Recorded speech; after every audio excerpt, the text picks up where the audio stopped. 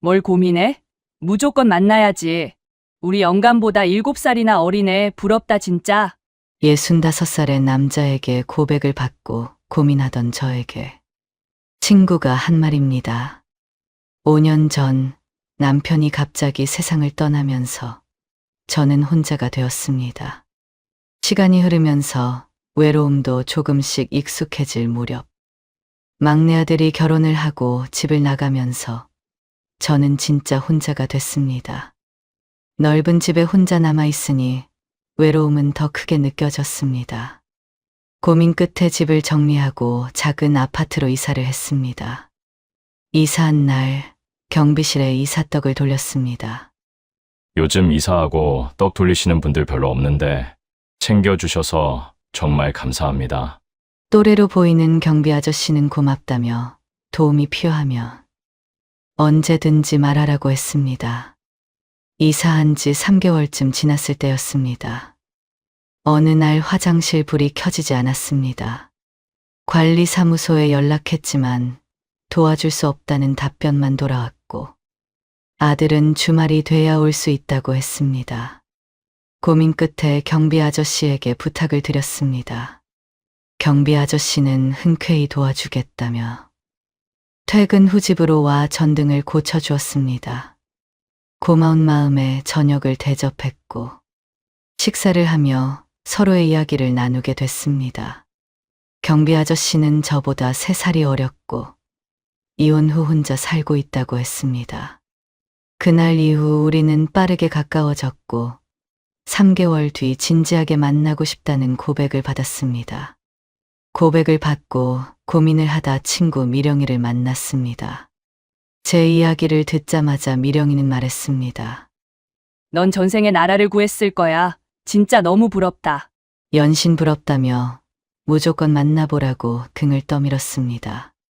그렇게 용기를 내 연애를 시작했고 연애한 지 3개월 만에 재혼을 결심하게 되었습니다. 재혼 후 이렇게 행복해도 되나 싶을 정도로 정말 행복했습니다. 하지만 재혼한 지 6개월이 지난 지금 저는 매일 울면서 하루를 보내고 있습니다. 60살이 넘어서 한 재혼은 정말 성공하기 어려운 걸까요? 제 이야기 끝까지 들어주시고 여러분의 생각을 남겨주세요.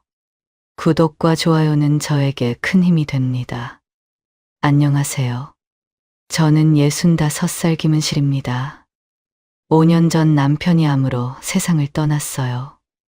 폐암 말기 판정을 받고 6개월 만이었죠. 35년을 함께 살았는데 갑자기 혼자가 되다니. 밥을 먹어도 맛을 모르겠고 잠을 자도 잔 것 같지 않았죠. 매일 남편 사진만 바라보며 울었습니다. 하지만 시간이 약이라고 했던가요. 1년이 지나고 2년이 지나니 조금씩 익숙해졌어요. 혼자 밥 먹는 것도, 혼자 TV 보는 것도. 외롭지 않다면 거짓말이지만 그래도 살만했습니다. 그런데 지난달 막내 아들이 결혼을 했어요. 결혼식이 끝나고 집에 돌아왔는데 공기가 달랐습니다. 32평 아파트가 갑자기 텅 빈 창고처럼 느껴졌어요. 거실에 혼자 앉아 있으니 벽에서 시계 소리만 똑딱똑딱 울렸죠. 이제 정말 혼자구나. 넓은 집에서 혼자 있으니 더 외롭게 느껴졌습니다. 결국 며칠을 고민하다 이사를 결심했어요. 부동산에서 추천해준 19평 아파트로 정했죠. 거실이랑 작은 방 2개, 작은 부엌. 아늑하고 정말 좋았습니다. 이사 다음 날 이사떡을 준비했어요. 요즘 누가 이사떡을 돌리냐고 하지만 예의는 지켜야 한다고 생각했죠. 떡집에서 시루떡을 주문했습니다. 빨간 팥고물이 탐스럽게 올라간 떡이었어요. 먼저 앞집에 떡을 돌리고 인사를 했습니다. 그리고 경비실로 향했습니다.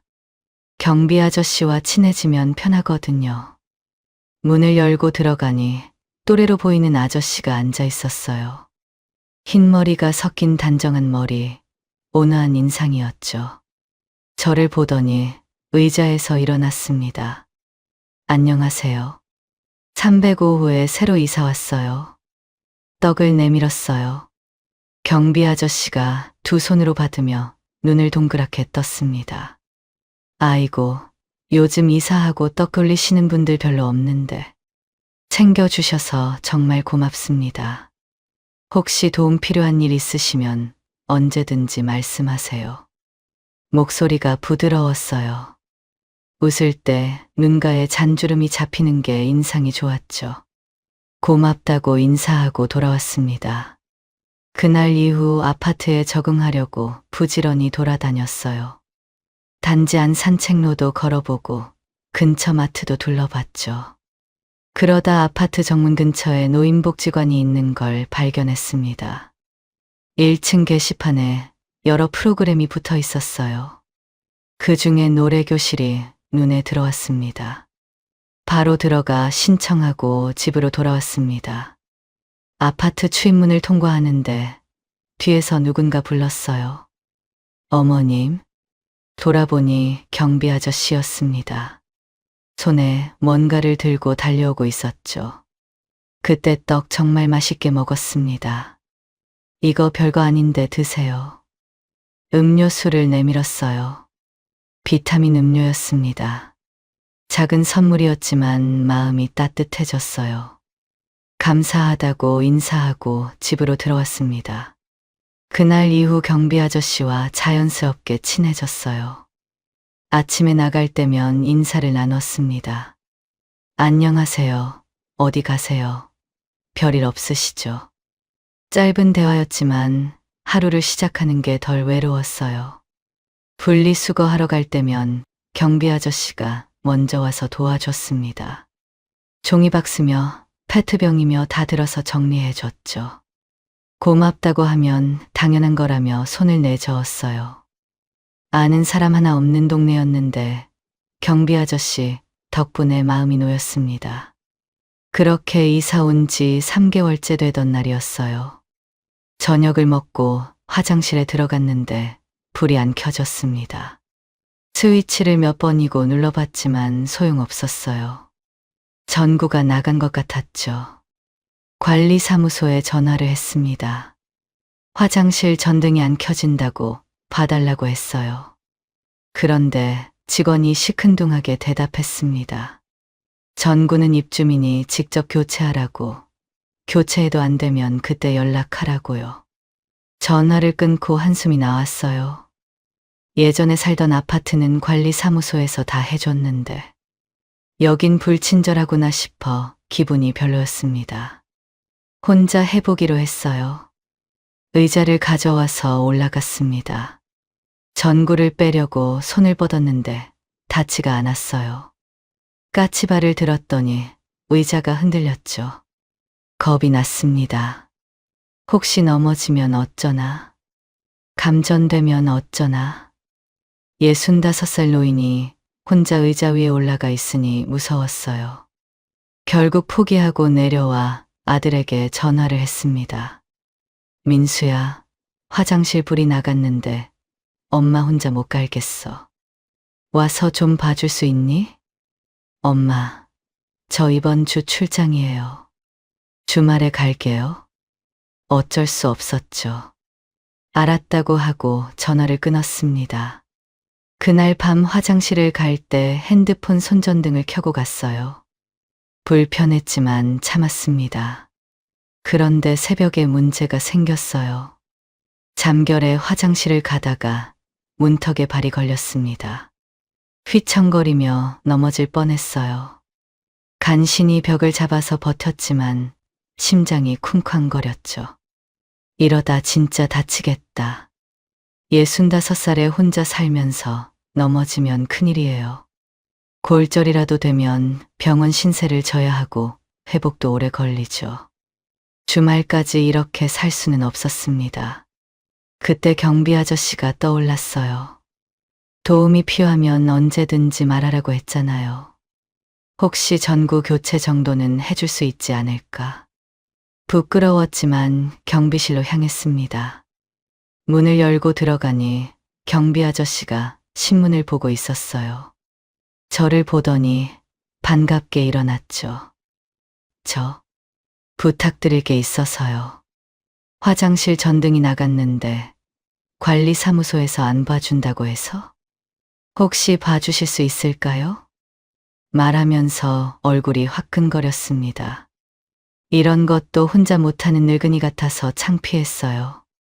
그런데 경비 아저씨가 흔쾌히 대답했습니다. 아, 그거요? 당연히 봐드려야죠. 근데 지금은 근무 중이라 6시에 퇴근하고 가도 될까요? 안도의 한숨이 나왔어요. 고맙다고 몇 번이나 말하고 집으로 돌아왔습니다. 6시 정각에 초인종이 울렸습니다. 문을 열자 경비 아저씨가 서 있었어요. 작업복 차림에 공구 가방을 들고 있었죠. 화장실로 안내했어요.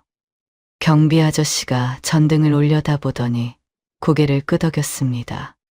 스위치를 몇 번 눌러보고 전구를 살펴봤죠. 전구가 나간 거 맞다며 잠시만 기다리라고 했어요. 그러더니 밖으로 나갔습니다. 10분쯤 지났을까요? 경비 아저씨가 다시 돌아왔어요. 손에 새 전구를 들고 있었죠. 다행히 경비실에 똑같은 전구가 있었다고 했습니다. 의자 위에 올라가 능숙하게 전구를 교체했어요. 딸깍 소리와 함께 새 전구가 끼워졌죠. 스위치를 눌렀습니다. 환하게 불이 들어왔어요. 저도 모르게 손뼉을 쳤습니다. 어두컴컴하던 화장실이 대낮처럼 밝아졌어요. 어젯밤 넘어질 뻔했던 게 떠올랐죠. 이제 새벽에 화장실 갈 때 무섭지 않겠구나. 경비 아저씨가 공구를 정리하며 내려왔습니다. 고맙다고 연신 인사했어요. 그런데 문득 미안한 마음이 들었습니다. 퇴근 시간이 6시였으니 지금쯤 집에 가야 할 텐데 저 때문에 늦어지셨다고 죄송하다고 했어요. 경비 아저씨가 손을 내저었습니다. 괜찮습니다. 어차피 집에 가도 아무도 없어요. 그 말에 가슴이 먹먹해졌습니다. 아무도 없다는 말이 귀에 맴돌았어요. 저도 모르게 저녁 드시고 가시라고 말했어요. 경비 아저씨가 놀란 표정으로 괜찮다며 손을 흔들었죠. 하지만 저는 물러서지 않았습니다. 지금 가시면 밥 시간 늦는다고 숟가락 하나 더 놓으면 된다고 했어요. 그동안 도와주신 것도 많은데 밥 한 끼는 대접해야 한다고요. 경비 아저씨가 잠시 망설이더니 결국 고개를 끄덕였습니다. 부엌으로 가서 서둘러 상을 차렸어요. 점심에 끓여놓은 된장찌개를 데우고 냉장고에서 반찬을 꺼냈습니다.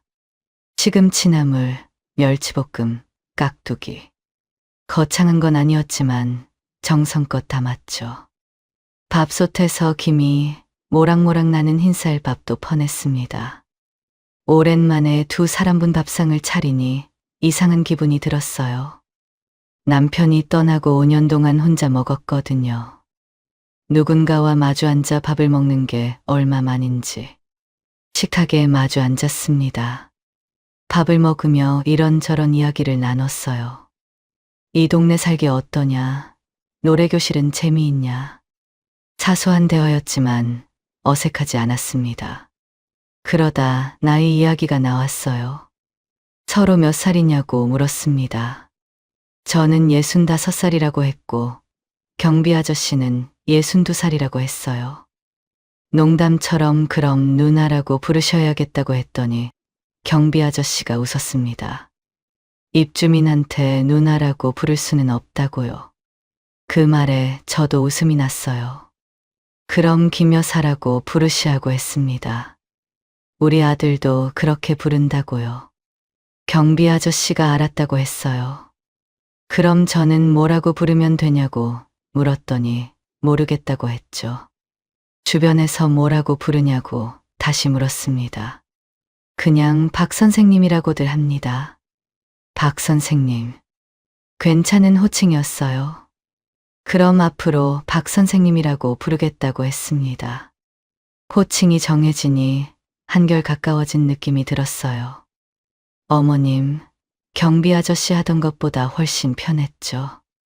된장찌개를 떠먹다가 문득 궁금해졌습니다. 아까 집에 가도 아무도 없다고 했는데 혼자 사시냐고 조심스레 물었습니다. 박 선생님이 젓가락을 잠시 내려놓았습니다. 3년 전에 이혼했다고 했어요. 자식들은 다 결혼해서 다른 지역에 산다고요. 담담하게 말했지만 쓸쓸함이 묻어났습니다. 혼자 사시기 힘드시겠다고 진심으로 말했어요. 박 선생님이 고개를 끄덕이며 저에게도 물었습니다. 김 여사님도 혼자 사세요? 남편은 5년 전에 좋은 곳으로 갔다고 말했어요. 더 설명하지 않아도 알아들었죠. 많이 힘드셨겠습니다. 그 한마디에 코끝이 찡했습니다. 5년이 지났는데도 누군가 위로해주면 여전히 울컥했어요. 그날 저녁 서로의 외로움을 나눴습니다. 혼자 밥 먹는 것, 혼자 TV 보는 것, 아플 때 옆에 아무도 없는 것. 말하지 않아도 서로 아는 것들이었죠. 밥을 다 먹고 박 선생님이 자리에서 일어났습니다. 잘 먹었다고 인사했어요. 저는 앞으로도 가끔 오시라고 말했습니다. 밥 같이 먹자고요. 진심이었어요. 박 선생님이 고맙다며 현관으로 향했죠. 문이 닫히고 혼자 남았습니다. 설거지를 하는데 마음이 이상하게 따뜻했어요. 그릇 2개, 숟가락 2개, 젓가락 2쌍. 누군가와 밥을 나눠 먹었다는 게 이렇게 좋을 줄 몰랐습니다. 다음 날 노래교실을 가려고 집을 나섰어요. 경비실 앞을 지나는데 박 선생님이 먼저 저를 봤습니다. 서로 눈이 마주치자 자연스럽게 웃음이 나왔어요. 박 선생님, 안녕하세요. 새로운 호칭이 입에 착착 붙었습니다. 박 선생님도 김 여사님 안녕하세요 하며 웃었어요. 어제 저녁을 함께한 것만으로 사이가 한결 가까워진 느낌이었죠. 노래교실에서 신나게 노래를 부르고 나왔어요. 트로트 몇 곡을 연습했더니 목이 칼칼했습니다. 복지관 앞 편의점에 들렀죠. 음료수를 고르다가 문득 박 선생님이 생각났어요. 경비실에서 하루 종일 앉아 있으면 목마르겠다. 음료수를 하나 더 집었습니다. 그리고 집으로 오는 길에 경비실에 들렀어요. 박 선생님에게 음료수를 건넸더니 깜짝 놀라면서도 고마워했죠. 잠시 서서 이런저런 이야기를 나눴습니다. 오늘 노래교실에서 뭘 배웠냐? 날씨가 좋다. 그런 소소한 대화들. 집으로 돌아와서 생각했어요. 이사 오고 친구가 없었는데 이제 생겼구나. 친구라기보다는 동생이겠지만 3살 어린 동생. 나쁘지 않았습니다. 그렇게 한 달이 지났습니다. 어느덧 남편 제사가 돌아왔어요. 혼자 제사가 끝나고 나니 음식이 너무 많이 남았습니다. 전, 나물, 과일, 약식. 혼자서 언제 다 먹나 싶었죠. 문득 박 선생님이 떠올랐습니다. 혼자 사신다고 했잖아요. 분명 편의점 김밥이나 컵라면으로 때우고 계실 거예요. 반찬통을 꺼내서 정성껏 담았습니다. 동그랑땡, 시금치나물, 도라지나물, 약식까지. 푸짐하게 담으니 뿌듯했어요. 맛있게 드시면 좋겠다. 반찬통을 들고 경비실로 갔습니다. 문을 열고 들어가니 박 선생님이 의자에 앉아 있었어요. 그런데 표정이 어두웠습니다. 평소에는 저를 보면 반갑게 웃으셨는데 오늘은 달랐어요. 제사 음식 가져왔다며 반찬통을 내밀었습니다. 박 선생님이 받긴 했는데 고맙다는 말이 힘이 없었어요. 뭔가 이상했습니다. 혹시 제사 음식 안 드시냐고 물었어요. 박 선생님이 한숨을 쉬었습니다. 창밖을 바라보며 한참을 말이 없더니 입을 열었어요. 그게 아니라 이번에 재계약이 안 됐어요. 이번 주까지만 근무하게 됐습니다. 순간 귀를 의심했습니다. 재계약이 안 됐다니. 갑자기 이게 무슨 일이냐고, 왜 안 된 거냐고 물었어요. 박 선생님도 모르겠다고 했습니다. 관리사무소에서 통보만 받았다고요. 담담하게 말했지만 목소리에 씁쓸함이 묻어났어요. 위로의 말을 건넸습니다. 좋은 데서 다시 일하실 거라고, 너무 상심하지 마시라고요. 집으로 돌아왔지만 마음이 무거웠습니다. 이사 오고 유일하게 친해진 사람이었는데 이제 떠난다니 가슴 한쪽이 허전했죠. 3일이 지났습니다. 금요일, 박 선생님 마지막 근무일이었어요. 아침에 눈을 뜨자마자 그 생각이 났습니다. 오늘이 마지막이구나. 그냥 보내기 아쉬워 경비실로 갔습니다. 박 선생님이 짐을 정리하고 있었어요. 책상 위에 있던 물건들을 상자에 담고 있었죠. 뒷모습이 쓸쓸해 보였습니다. 박 선생님, 오늘 퇴근하고 시간 되시면 저녁 드시러 오세요. 마지막인데 밥이라도 같이 먹어요. 박 선생님은 잠시 망설이더니 고맙다고, 꼭 가겠다고 했습니다. 집으로 돌아와 요리를 시작했어요. 김치를 썰고 돼지고기를 볶았습니다. 보글보글 끓는 냄비에서 구수한 냄새가 퍼졌죠. 계란말이도 부치고 콩나물도 무쳤습니다.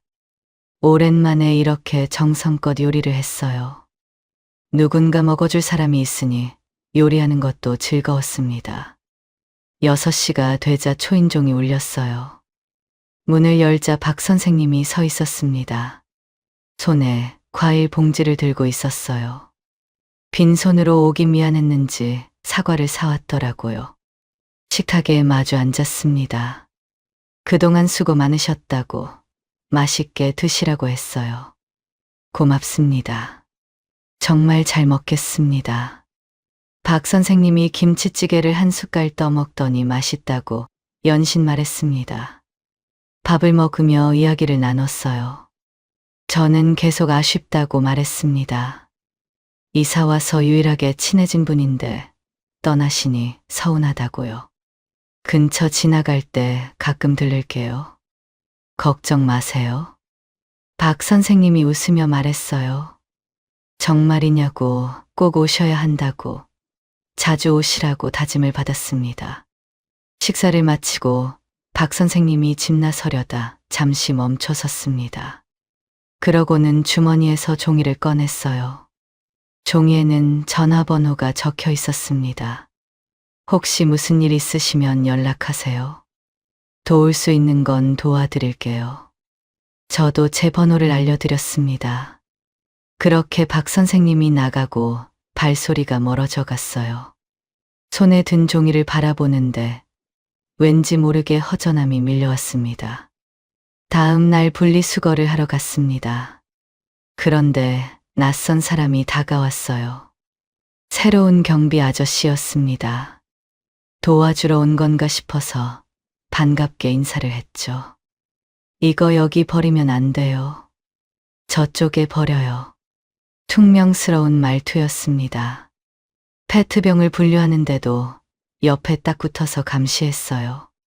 잔소리가 끝이 없었습니다. 박 선생님은 말없이 다 해주셨는데, 고맙다고 하면 당연한 일이라며 웃으셨는데, 집에 돌아오니 박 선생님이 그리웠습니다. 분리수거 하나에 이렇게 사람이 그리워질 줄 몰랐어요. 일주일이 지났습니다. 박 선생님이 자꾸 궁금했어요. 밥은 잘 드시는지, 일자리는 구하셨는지. 서랍에서 전화번호 적힌 종이를 꺼내봤습니다. 연락을 해볼까? 하지만 망설여졌어요. 먼저 전화하면 주책 같지 않을까? 결국 종이를 다시 서랍에 넣었습니다. 한 달이 지났습니다. 혹시나 연락이 올까 기다렸어요. 하지만 전화도 문자도 오지 않았습니다. 가끔 들르겠다던 말은 그냥 인사치레였나 봐요. 그냥 스쳐가는 인연이었구나. 마음을 정리했습니다. 아쉽지만 어쩔 수 없었어요. 만남이 있으면 헤어짐도 있는 거죠. 노래교실에 열심히 다니며 새로운 사람들을 만났습니다. 비슷한 또래의 할머니들이었죠. 노래 부르고 나서 분식집에서 떡볶이도 먹고 수다도 떨며 조금씩 친해졌어요. 바쁘게 지내다 보니 자연스럽게 박 선생님 생각은 점점 줄어들었습니다. 그렇게 3개월이 지났습니다. 박 선생님 생각은 이제 거의 안 났어요. 가끔 분리수거장에서 새 경비 아저씨한테 잔소리를 들을 때면 그때는 좋았는데 싶다가도 집에 오면 잊어버렸습니다. 어느 날 아침이었어요. 세수를 하려고 세면대 앞에 섰는데 전화벨이 울렸습니다. 수건으로 손을 대충 닦으며 화면을 봤더니 모르는 번호였어요. 요즘 스팸 전화가 하도 많아서 끊을까 하다가 혹시나 싶어 받았습니다. 안녕하세요. 김 여사님, 잘 지내셨어요? 저 박민호입니다. 가슴이 철렁했어요. 3개월 동안 잊고 살았다고 생각했는데 목소리를 듣는 순간 반가움이 확 밀려왔습니다. 나도 모르게 얼굴에 웃음이 번졌어요. 아이고, 박 선생님, 오랜만이에요. 어떻게 지내셨어요? 목소리가 들뜬 게 스스로도 느껴졌습니다. 박 선생님이 웃으며 잘 지냈다고, 혹시 시간 되시면 오늘 점심 어떠냐고 물었어요. 안 될 이유가 없었죠. 좋다고 했습니다. 시내에서 12시에 보기로 약속을 잡았어요. 전화를 끊고 멍하니 서 있었습니다. 왜 갑자기 연락을 했을까? 그동안 왜 소식이 없었을까? 혹시 무슨 일이 생긴 건 아닐까? 궁금한 것 투성이었어요. 옷장 앞에 서서 한참을 고민하다 12시가 되어 약속 장소로 나갔습니다. 시내 버스 정류장 앞에서 두리번거리는데 저쪽에서 손을 흔드는 사람이 보였어요. 박 선생님이었습니다. 가까이 가서 보니 3개월 전보다 얼굴이 많이 야위어 있었어요. 볼이 홀쭉해지고 눈 밑에 그늘이 졌더라고요. 경비실에서 뵐 때랑 달랐습니다. 무슨 일 있으신 건가 싶어 마음이 쓰였어요. 근처 식당에 들어가 음식이 나오길 기다리며 그동안 있었던 얘기들을 나눴어요. 저는 노래교실에서 새로 친해진 친구들 얘기를 했고 각 선생님은 고개를 끄덕이며 들어줬습니다. 그런데 계속 마음에 걸렸어요. 참다가 결국 물었습니다. 그동안 왜 연락이 없으셨냐고. 가끔 들르신다고 하셨잖아요. 박 선생님이 멋쩍게 웃었습니다. 미안하다고 새 경비 일을 구했는데 야간이라 적응하느라 정신이 없었다고요. 밤새 일하고 낮에 자다 보니 연락할 겨를이 없었다고 했어요. 야간이라는 말에 걱정이 됐습니다. 62살에 밤새 경비 서는 게 보통 일이 아니잖아요. 너무 힘드시지 않냐고 낮에 하는 일로 알아보시는 게 어떠냐고 물었어요. 이 나이에 일할 수 있는 것만으로도 감사하죠. 담담하게 말했지만 어딘가 씁쓸해 보였습니다. 왜 이렇게까지 열심히 일하시냐고 조심스럽게 물었어요. 박 선생님이 된장찌개를 휘휘 저으며 천천히 말문을 열었습니다. 원래 공무원으로 일하다가 2년 전에 정년 퇴임을 했다고요. 올 겨울부터 연금이 나오기는 하는데 이혼한 아내에게 절반이 돌아간대요. 이혼할 때 재산도 절반을 내줘서 여유가 없다고 했습니다. 그리고 무엇보다 집에 혼자 있으면 답답해서 미칠 것 같다며 일을 쉴 수 없다고 말했어요. 그 말을 듣는데 가슴이 먹먹해졌습니다. 저도 남편 떠나고 그랬거든요. 혼자 남겨진 집에서 벽만 바라보며 하루가 왜 이렇게 안 가나 싶었던 시간들. 박 선생님도 그렇게 버텨오셨구나 싶으니 마음이 아팠어요. 밥을 먹으면서도 계속 박 선생님 얼굴을 봤습니다. 밤새 일하고 제대로 챙겨 드시지도 못하는 게 뻔히 보였어요. 그렇게 점심을 먹고 헤어졌습니다. 집으로 돌아오는 버스 안에서 창밖만 멍하니 바라봤어요. 자꾸 아까 그 얼굴이 떠올랐습니다. 연금 절반 뺏기고 재산 절반 내주고 62살에 밤새 경비 서고 집에 가도 아무도 없는 사람. 뭐라도 해드리고 싶었습니다. 내가 뭘 해줄 수 있을까 고민하다가 반찬이 떠올랐어요. 혼자 사는 남자분들 밑반찬이 제일 문제잖아요. 며칠 후 아침부터 부엌에 섰습니다. 멸치볶음, 어묵볶음, 콩자반, 깍두기. 오래 두고 드실 수 있는 것들로 정성껏 만들었어요. 새로 산 반찬통에 가지런히 담으니 뿌듯했습니다. 박 선생님한테 전화를 걸어 일 끝나면 잠깐 들르시라고 했어요. 드릴 게 있다고요.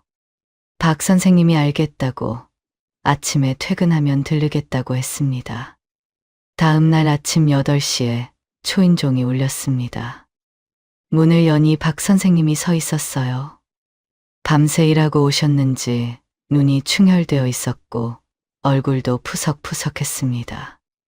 반찬만 드리려고 했는데 그 얼굴을 보니 그냥 보낼 수가 없었어요. 들어오셔서 아침 드시고 가시라고 했습니다. 박 선생님이 괜찮다며 손을 내저었지만 밤새 일하신 분을 빈속으로 보낼 수는 없었어요. 부엌으로 가서 서둘러 상을 차렸습니다. 어젯밤 끓여둔 미역국을 데우고 계란 프라이를 부쳤어요. 따뜻한 밥에 간단한 반찬 몇 가지. 거창하진 않지만 정성을 담은 아침상이었습니다. 식탁에 마주 앉았어요. 박 선생님이 숟가락을 들어 미역국을 한 입 떴습니다. 그런데 갑자기 숟가락을 든 손이 멈췄어요. 고개를 푹 숙이더니 어깨가 미세하게 떨리기 시작했습니다. 깜짝 놀라 무슨 일이냐고, 미역국이 입에 안 맞으시냐고 물었어요. 3년 만에 처음 먹는 아침밥이에요. 박 선생님 목소리가 떨렸습니다. 고개를 들었는데 눈에 눈물이 그렁그렁 맺혀 있었어요. 이혼하고 3년 동안 아침을 한 번도 안 드셨대요. 혼자 일어나서 뭘 차려 먹겠냐고, 그냥 커피 한 잔으로 버텼다고요. 가슴이 쿵 내려앉았습니다. 62살 남자가 미역국 한 그릇에 눈물을 흘리고 있었어요. 저도 코끝이 찡해져서 아무 말도 할 수 없었습니다. 그냥 천천히 드시라고, 많이 드시라고 말하는 게 전부였어요. 박 선생님이 밥을 다 드시고 문가를 손등으로 훔치며 죄송하다고 했습니다. 추한 모습 보여드렸다고요. 아니라고, 전혀 괜찮다고 했어요. 준비해둔 반찬통을 건넸습니다. 박 선생님이 두 손으로 받으며 고맙다고 했어요. 목소리가 아직 갈라져 있었습니다. 맛있게 드시면 돼요. 반찬 떨어지면 또 연락하세요. 박 선생님이 고개를 숙여 인사하고 문을 나섰습니다. 그날 이후 박 선생님이 자꾸 신경 쓰였습니다. 밥은 잘 드시는지, 밤새 일하면서 힘들지는 않은지. 아침에 눈을 뜨면 제일 먼저 박 선생님 생각이 났어요. 저녁에 잠들기 전에도 마찬가지였죠. 결국 매일 전화를 하게 됐습니다. 별거 아닌 안부 전화였어요. 오늘 뭐 드셨어요? 일하다 힘들면 쉬엄쉬엄 하세요. 날씨가 추워지는데 감기 조심하세요. 그런 말들이었죠. 전화를 끊고 나면 이상한 기분이 들었습니다. 내가 왜 이러나 싶었어요. 65살 먹은 할머니가 남자한테 매일 전화를 하다니. 그런데 안 하면 하루가 허전했습니다. 이게 뭘까 곰곰이 생각해 봤어요. 박 선생님을 좋아하는 걸까? 아니면 혼자 사는 사람끼리 느끼는 연민일까? 헷갈렸습니다. 남편이 떠나고 5년 동안 누군가를 좋아한다는 감정을 느껴본 적이 없었거든요. 그래서 이게 뭔지 알 수가 없었어요. 2주가 지난 어느 날 아침이었습니다. 초인종이 울려서 문을 열었더니 박 선생님이 서 있었어요. 한 손에는 지난번 드린 반찬통을, 다른 손에는 종이 가방을 들고 있었습니다. 이른 아침에 웬일이냐고 물었더니 박 선생님이 웃으며 종이 가방을 내밀었어요. 그동안 감사한 마음에 작은 선물을 준비했습니다. 종이 가방을 열어보니 스웨터가 들어있었어요. 부드러운 연베이지색 스웨터였습니다. 꺼내서 펼쳐보니 저한테 딱 맞을 것 같은 사이즈였죠. 가슴이 뭉클했습니다. 누군가에게 옷 선물을 받아본 게 언제였는지 기억도 안 났어요. 남편이 살아있을 때도 이런 선물은 잘 안 해줬거든요. 명절에 용돈이나 주면 다행이었죠. 고맙다고, 정말 고맙다고 몇 번이나 말했습니다. 박 선생님이 웃으며 말했어요. 내일 쉬는 날인데 같이 나들이 가시는 거 어떠세요?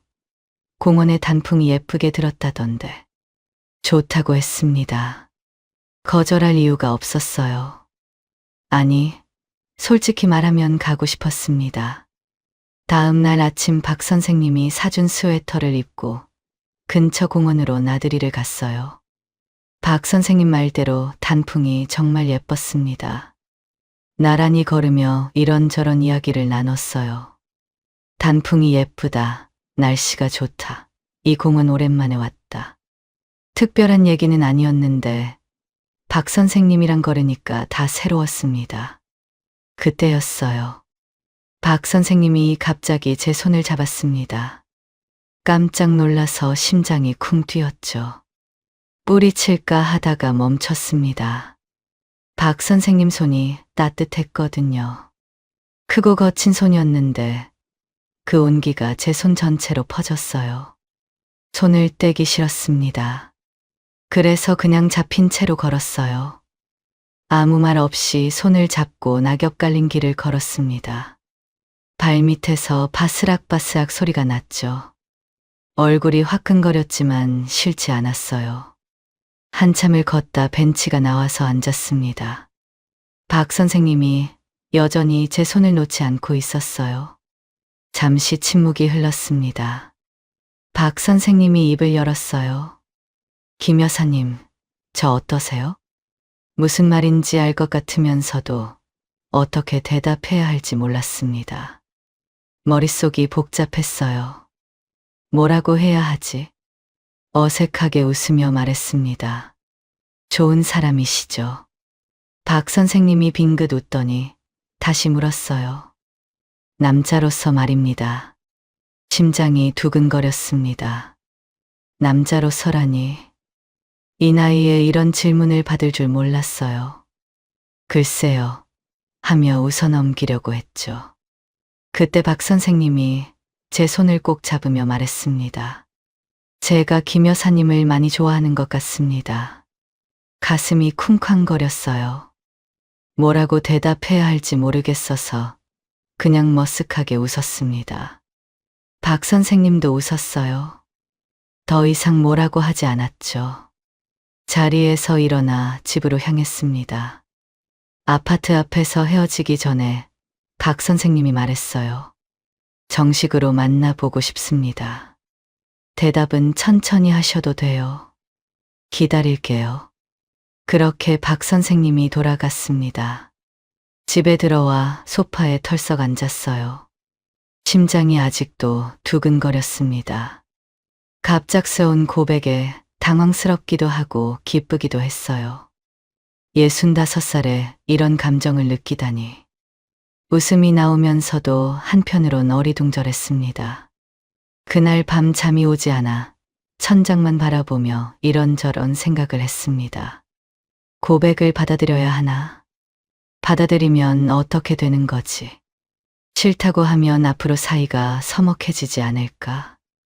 머릿속이 복잡했어요. 며칠을 고민해도 답이 안 났습니다. 혼자 끙끙 앓다가 결국 친구 미령이를 만나기로 했어요.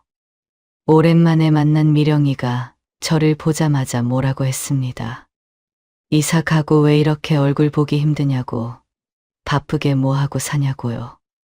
미안하다고 하면서 그동안 있었던 일을 다 털어놨어요. 경비 아저씨로 만난 박 선생님 얘기, 전구 갈아준 얘기, 밥 해준 얘기, 그리고 며칠 전 고백받은 얘기까지. 미령이는 눈을 동그랗게 뜨고 들었습니다. 그래서 뭐라고 했어? 아직 대답 못했다고, 어떻게 해야 할지 모르겠다고 했어요. 미령이가 흥분하듯 말했습니다. 뭘 고민해? 무조건 만나야지. 3살 연하라며? 얼마나 좋아. 우리 영감보다 7살이나 어리네. 부럽다 진짜. 저는 이 나이에 연애하는 게 웃기지 않냐고 물었어요. 65살에 무슨 연애냐고요. 미령이가 콧방귀를 뀌었습니다. 연애하는데 나이가 무슨 상관이야? 서로 좋으면 하는 거지. 죽을 때까지 혼자 살 거야? 외롭게? 그 말이 가슴에 콕 박혔어요. 죽을 때까지 혼자. 남편 떠나고 5년을 그렇게 살았잖아요. 앞으로 또 그렇게 살아야 하나? 생각만 해도 막막했습니다. 미령이가 계속 말했어요. 박 선생님처럼 괜찮은 사람 어디서 만나냐고. 이런 인연 놓치면 바보라고요. 밥도 해주고 전구도 갈아주고 선물도 사오는 남자가 어디 있냐며 한 손으로 테이블을 탁탁 쳤습니다. 미령이 말에 용기가 났어요. 그래, 뭘 망설여. 서로 좋아하면 만나는 거지. 다음 날 아침 박 선생님에게 전화를 했습니다. 시간 되시면 잠깐 오시라고요. 박 선생님이 퇴근하고 바로 오겠다고 했어요. 1시간 후에 초인종이 울렸습니다. 문을 열자 박 선생님이 긴장한 표정으로 서 있었어요. 무슨 말을 할지 기다리는 눈빛이었죠.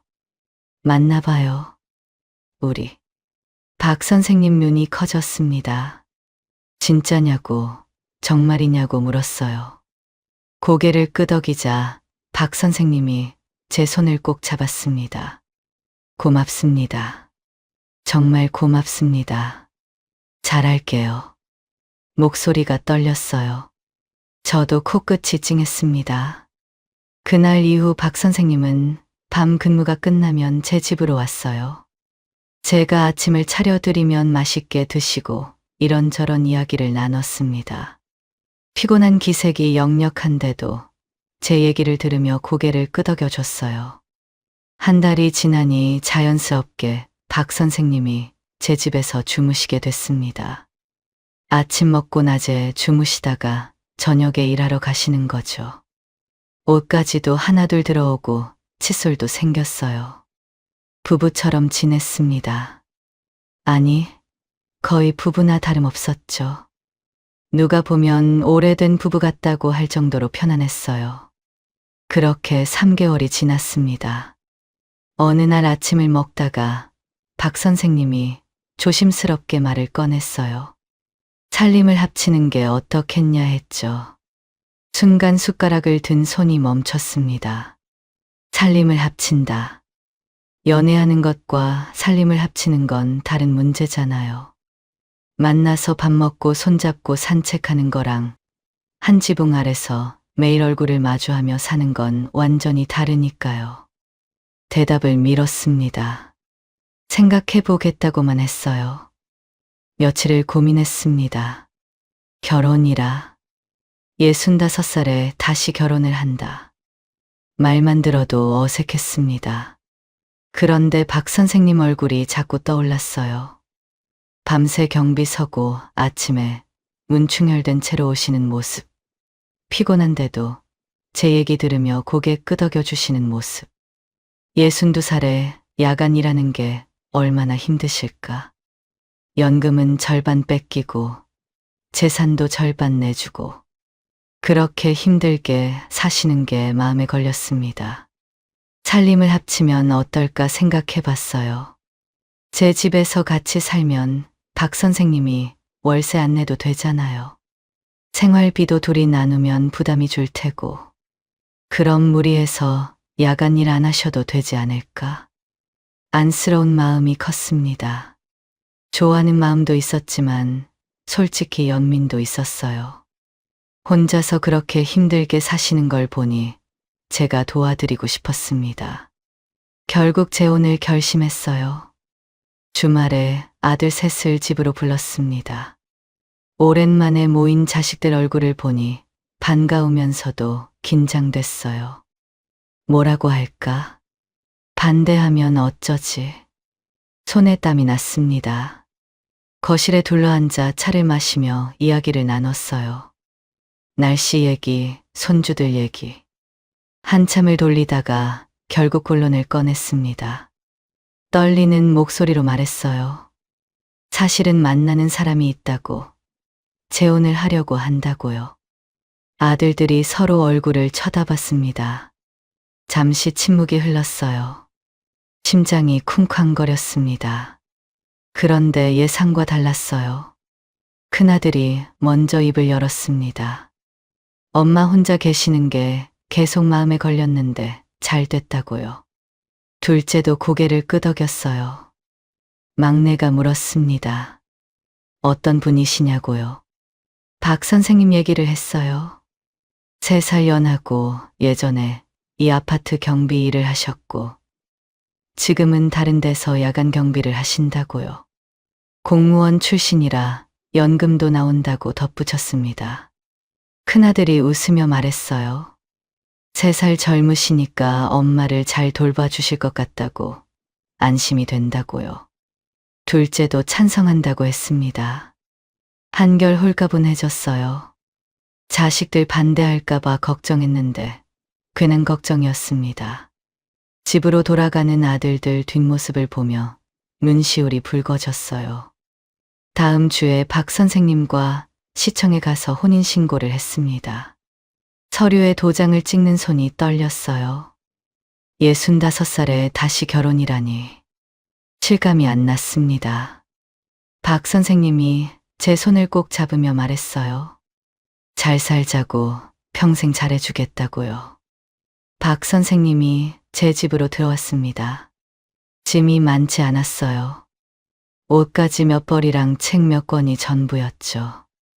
가난하게 사셨구나 싶어 마음이 아팠습니다. 부부가 되니까 달랐어요. 아침에 눈을 뜨면 옆에 사람이 있다는 게 이렇게 좋은 건지 몰랐습니다. 5년 동안 텅 빈 침대에서 혼자 일어났는데 이제는 누군가와 함께 아침을 맞았어요. 밥상에 마주 앉아 밥을 먹고 거실에서 TV를 보며 이런저런 얘기를 나누고 오랜만에 안정감과 행복감을 느꼈습니다.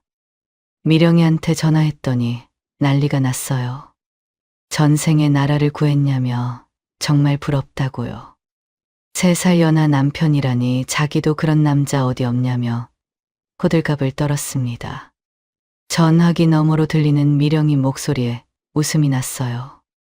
결혼하고 남편은 야간 경비 일을 그만뒀습니다.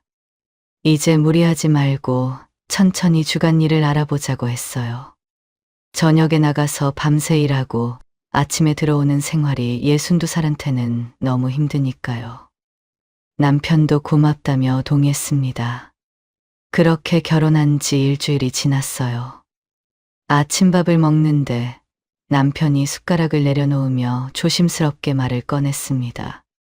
여보, 나는 아침 먹을 때 국이나 찌개가 꼭 있어야 되는데. 밥상을 내려다봤어요. 밥이랑 계란 프라이, 김치, 나물 몇 가지. 국이 없었습니다. 알았다고 내일부터 국 끓여줄게요 하고 대답했어요. 다음 날부터 매일 국이나 찌개를 준비했습니다. 미역국, 된장찌개, 김치찌개, 콩나물국. 돌아가며 끓였어요. 처음엔 별거 아니라고 생각했어요. 국 끓이는 게 뭐가 어렵다고. 그런데 막상 매일 하려니 보통 일이 아니었습니다. 아침마다 일찍 일어나서 육수 내고 재료 썰고 간 맞추고 혼자 살 때는 한 달에 한두 번 해먹을까 말까였는데 매일 하려니 귀찮기도 하고 힘들었어요. 그래도 참았습니다. 밥 먹는 걸로 뭐라고 하고 싶지 않았거든요. 남편이 맛있게 먹는 모습을 보면 그래도 보람이 있었어요. 결혼한 지 한 달이 지났습니다. 남편은 여전히 집에 있었어요. 일자리를 구한다고 했지만 잘 안 된다고 하더라고요. 이 나이에 쓸 데가 없다며 한숨을 쉬었습니다. 그러더니 어느 날 다시 야간 일을 하겠다고 했어요. 저는 말렸습니다. 몸 상한다고 천천히 구하라고요. 그런데 속으로는 걱정이 됐습니다. 혼자 살다가 둘이 살려니 생활비가 거의 2배로 들었거든요. 밥값, 공과금, 이것저것 나가는 돈이 만만치 않았어요. 남편한테 생활비를 달라고 해야 하나 고민했지만 입이 떨어지지 않았습니다. 일도 못 구해서 힘들어하는 사람한테 돈 달라고 하기가 미안했어요. 결국 모아둔 돈에서 조금씩 꺼내 썼습니다. 생활비가 부족할 때마다 통장을 확인하는 게 습관이 됐어요. 잔액이 줄어드는 걸 볼 때마다 마음이 쓰렸지만 어쩔 수 없었습니다. 3개월이 지나도 남편은 일을 못 구했어요. 매일 집에서 TV만 보고 있었습니다. 아침에 일어나면 소파에 앉아 리모컨을 돌리고 점심 먹고 또 TV 보고 저녁 먹고 또 TV 보고 처음엔 쉬시라고 했는데 3개월이 지나니 슬슬 답답해졌어요. 어느 날 저녁을 먹다가 조심스럽게 말을 꺼냈습니다. 야간 일 하시면서 주간 일도 알아보시는 게 어떠냐고요. 남편 표정이 확 굳어졌습니다. 야간 일 하면 몸 상한다고 하지 말라 그러더니 왜 갑자기 야간 일을 하라는 거예요? 짜증 섞인 말투였어요. 당황해서 말을 더듬었습니다. 그게 아니라 생각보다 생활비가 많이 드는데 일 안 하는 당신한테 달라고 하기가 그래서요. 남편이 숟가락을 탁 내려놓았습니다. 내가 왜 이혼했는지 알아요? 갑자기 무슨 말인가 싶어 모른다고 했어요. 전 마누라도 맨날 돈 타령을 했어요. 그 소리가 듣기 싫어서 이혼한 거예요. 가슴이 철렁했습니다. 뭐라고 해야 할지 몰라서 알았다고 천천히 알아보라고만 했어요. 밥맛이 싹 가셨습니다. 숟가락을 놓고 부엌으로 갔어요. 설거지를 하는데 손이 떨렸습니다. 내가 뭘 잘못했나? 생활비 얘기를 꺼낸 게 그렇게 기분 나쁜 일이었나? 돈 타령이라니. 저는 그냥 현실적인 얘기를 한 건데 결혼한 지 3개월 만에 처음으로 불안한 마음이 들었습니다. 3개월이 더 지났습니다. 어느 날 아들한테서 전화가 왔어요. 이번에 아버지 제사 어떻게 할 거냐고 물었습니다. 달력을 보니 3일 후가 남편 기일이었어요. 아니, 전 남편 기일이죠. 재혼했으니까요. 일단 여기 남편한테 물어보고 연락 준다고 하고 전화를 끊었습니다. 저녁을 먹고 남편한테 조심스럽게 말을 꺼냈어요. 3일 후에 전 남편 제사인데 어떻게 하면 좋겠냐고요. 여기서 제사 지내는 건 좀 그렇잖아요. 남편 얼굴이 확 굳어졌습니다. 장난쳐요?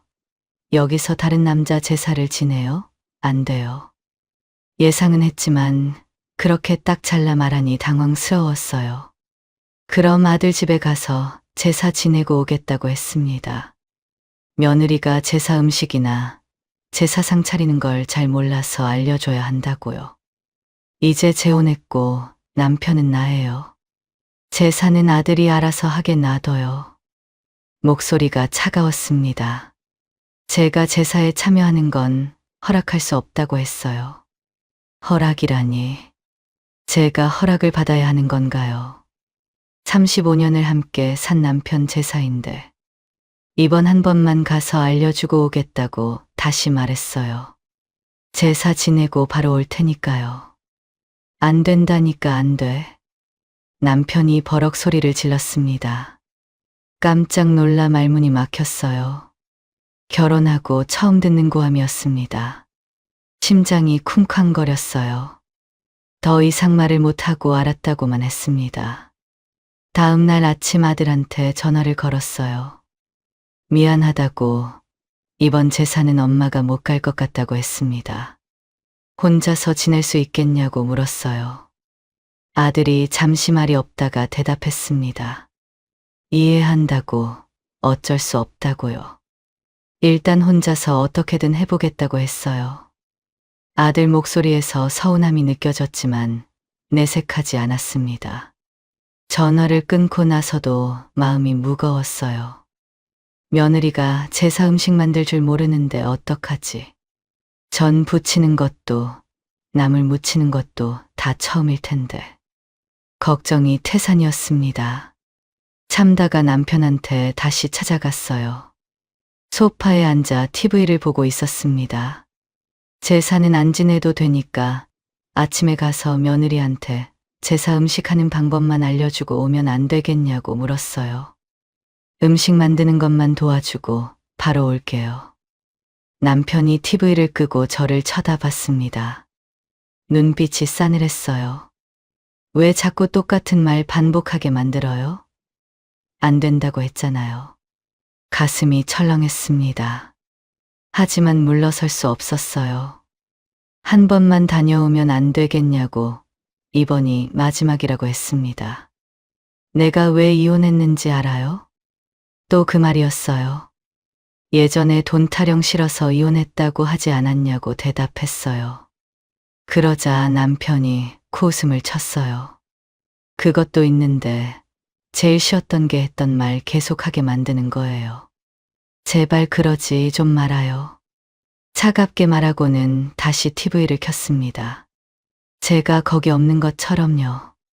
알았다고 말하고 방으로 들어왔어요. 문을 닫고 침대에 앉았습니다. 손이 떨렸어요. 그날 밤 잠이 오지 않았습니다. 이게 뭐지? 내가 알던 박 선생님이 맞나? 처음 만났을 때 그 따뜻하던 사람이 맞나요? 떡 가두며 웃던 얼굴, 전구 갈아주던 손길, 미역국 먹으며 울던 모습. 그때는 정말 좋은 사람이라고 생각했는데 3개월 만에 콩깍지가 벗겨진 느낌이었습니다. 아니, 애초에 콩깍지였던 건지도 몰라요. 제가 보고 싶은 것만 본 건지도요. 결혼한 지 3개월 만에 재혼을 후회하게 됐습니다. 제사 당일 아침이 밝았어요. 7시에 전화벨이 울렸습니다. 며느리였어요. 어머니 죄송한데 전 어떻게 부쳐야 해요? 기름은 얼마나 넣어요? 목소리가 다급했습니다. 부엌으로 가서 작은 목소리로 설명해 줬어요. 프라이팬 달궈서 기름 두르고 반죽은 이렇게 불새기는 이 정도로. 하나씩 천천히 알려줬습니다. 통화하는 동안 남편이 거실에서 TV를 보고 있었어요. 제가 전화하는 걸 흘끔 쳐다보더니 혀를 찢찢 찼습니다. 그 소리가 귀에 꽂혔어요. 가슴이 쓰렸습니다. 전화를 끊기 전에 며느리한테 미안하다고 했어요. 가서 도와줘야 하는데 못 가서 정말 미안하다고요. 며느리가 대답했습니다. 어머니 여기는 신경 쓰지 마시고 어머니 행복하게 사세요. 그 말에 눈물이 왈칵 쏟아졌어요. 전화를 끊고 부엌 싱크대에 기대서 한참을 울었습니다. 소리 안 나게 어깨만 들썩이며 울었어요. 자식들은 엄마 행복하라고 쉬운 소리 한 번 안 하고 배려해 주는데, 재혼한다고 할 때도 반대 안 하고 축하해 줬는데, 그런데 정작 저는 행복하지 않았습니다. 자식들한테 이혼하고 싶다고 말할 수도 없었어요.